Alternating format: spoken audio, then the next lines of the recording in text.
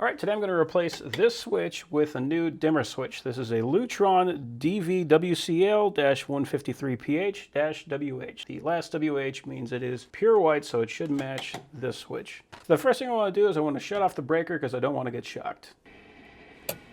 All right, and now since there's 3 switches in here, I have to remove 6 screws, and this is a flathead. In the event that this wall plate was covered over with paint, then you might have to scrape along the outside with a razor so that it doesn't potentially peel the paint off. But even if it does, you can always just get an oversized plate and it will cover up that damage.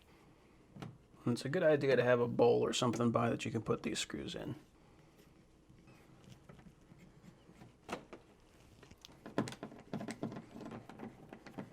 So these screws, these 2 are captured, so I got lucky. Sometimes they're not, and if you take them out, they'll fall out, but today we're not going to have to deal with that. So there are a total of 3 wires coming in here. They got a little paint on them, which isn't great, but you could potentially have 4 wires. So what this is what they call a traveler wire, so voltage is coming in, and then when I hit the switch, and then it goes out. So this is going to provide power to the light, and then I've got a ground. If this was a 3-way switch, which would mean that you would have 2 switches that control the same light, you would have an extra wire coming in here, and it would be on another screw that's a different color. But I don't even have that option on here. This is going to be a 1-way switch. The good news here is because this is going to be easy for me, I can put these 2 wires pretty much wherever the heck I want them. Now because there's paint on here, I'm going to kind of scrape this off because I don't want there to be any kind of a potential for a lack of contact. So this needs to be a good bond. So it looks like instead of screwing the wires into these terminals, they just use the push connectors, which is it's a fine way to do it. But if you ever have to replace it like I'm doing now, the only way to really do it easily is to just cut those wires. And that's fine, but that just means I need to strip them now.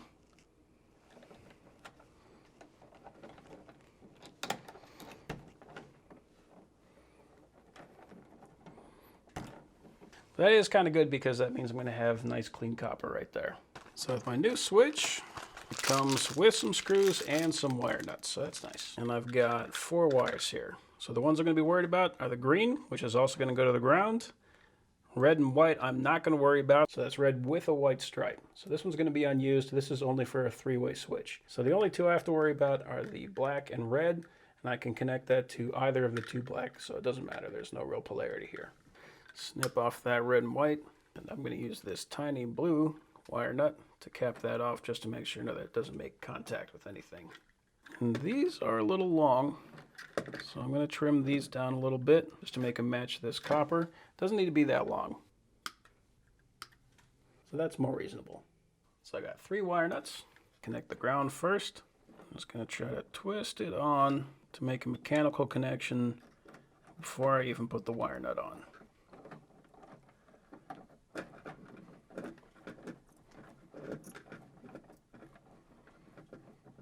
Okay, and if I pull that, I can hang the whole switch from that wire. That's the way it should be. And with these 2, it doesn't matter which one I connect to which. So I'm just doing a minor wrap right there, then drop the wire nut on.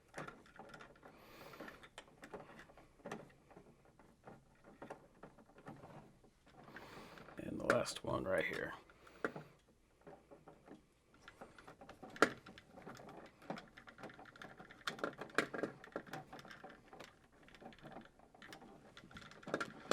Pull all the wires, make sure nothing comes out.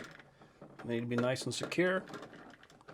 So we are good. So there's 2 things we could do right now. The first one is we could turn the breaker back on, test the switch, make sure everything is working the way that we like, make sure that it is oriented the way that we like. So in other words, on is up. It should be like this, but we'll just make sure. The other option, if you want to be safer, you could throw everything in the wall, then throw the breaker on and make sure that's working properly. A little bit more safer, but I'm going to test it like this.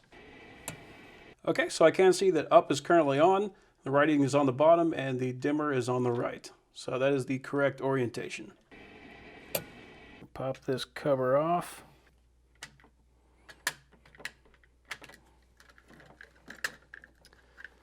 And I'm not going to need this because I'm going to be using that 3-position plate. Okay. And we want to just kind of push everything back in. And you usually want to do kind of like an S wrap. So I'm going to start with the bottom, push that in, and go towards the top. especially since I'm working next to other switches, it's real important that I have the breaker off right now, because if I touch one of the terminals on the other switches, then that could give me a shock. So, better to be safe than sorry.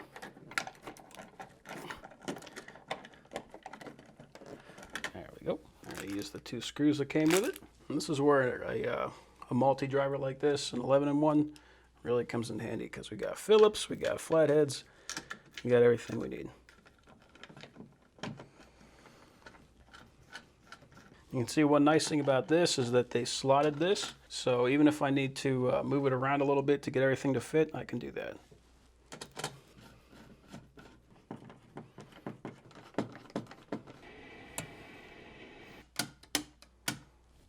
Okay, so right now it is at the least dimming, so if I bring this up, now we're at max dimming, and I've got another little switch right here that will adjust the fine tuning.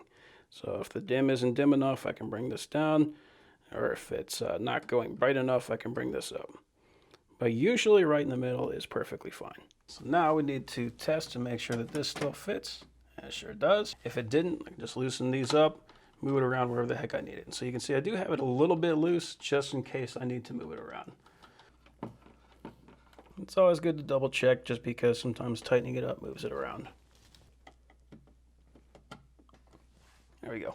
I like that. It's a good idea to get all these screws started before you tighten them down.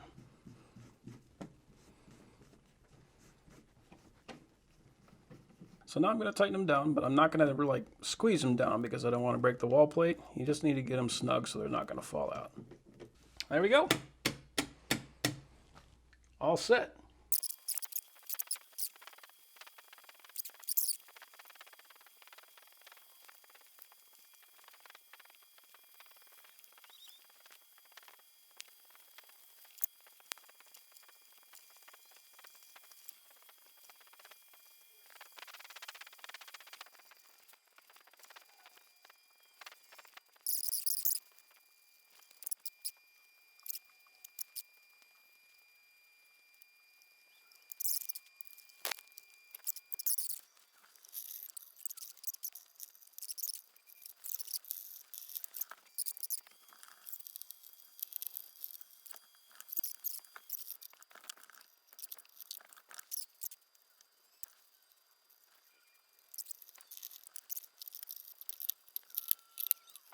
So that is what it looks like, and that is pretty enchanting. I am surprised as to how cool this thing actually looks when it's all done. So I've got kind of a mix and match of bulbs in here. So this is the GE vintage style amber glass 5-watt dimmable. So all of these are dimmable. That was important because I wanted to put this on a dimmer switch. This one I think is one of my favorites for sure. This is the Tuneucle T32 Edison filament light bulb. So this one's great. Like, it looks a lot like the GE or a couple of these other ones, but it's a little bit longer, and that extra length really makes it stand out. Now, I do kind of like having the mix and match, because it makes it feel more kind of like thrown together, or more like they do different things. So I might actually keep it like this. This one over here is by NextGlow. It's called the Neolium, and it's a 3.5 watt LED. Now, what's weird about this one is it kind of points light out the end. So if you're standing in front of it, I actually started with it right here, but I found that the light coming straight out of it is kind of blinding. So if I point it up, then it's not that way. So it looks a lot better when it's up on top. And that goes for this other one over here, and that is the Ember Collection 8 watt. So that one is a little bit bigger than this one. It's a little bit brighter, and you definitely want to have that one pointing away, but it looks awesome if it is pointing away. And then I got a 3-pack of bulbs, so it's this one, and this one. These are all GEZEEs. It looks a lot like the Tuneucle, but a little bit shorter. So I like, again, just the variety I think makes it look good. And the only other one, this one looks a little bit bland, but I mean, it just looks different. But this is the LiteHistory bulb. And this came in a 6-pack. I've only got one on there now, but you can see all the other ones are kind of curlied. Except I guess the NextGlows are straight, but this one by LiteHistory is also straight.